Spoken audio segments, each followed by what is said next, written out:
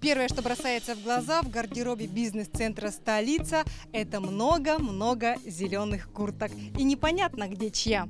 А причиной скопления этой прекрасной зелени послужило открытие волонтерского лагеря первых зимних игр «Дети Азии». Ребят, в зеленом в Южно-Сахалинске можно будет увидеть в течение всех дней, что проводятся игры. Так что, если кому-то необходима их помощь, смело к ним обращайтесь.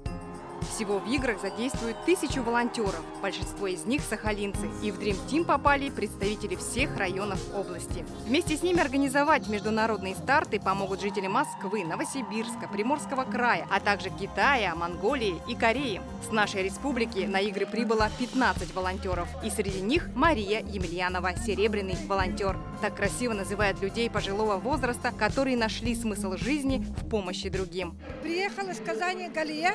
Она чуть постарше меня, но с Казани она.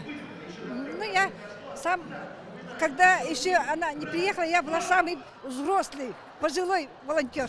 Итак, Сахалин в ожидании игр. На сегодня на остров уже прибыли команды из Кыргызстана, Туркменистана, Японии, Кореи, Непала и в том числе спортсмены из Якутии. Кроме этого, состоялось открытие самой главной команды игр «Дети Азии». И их форма ярко-зеленого цвета. Ларина Сукуева, Владимир Павлов, «Дети Азии», Сахалин.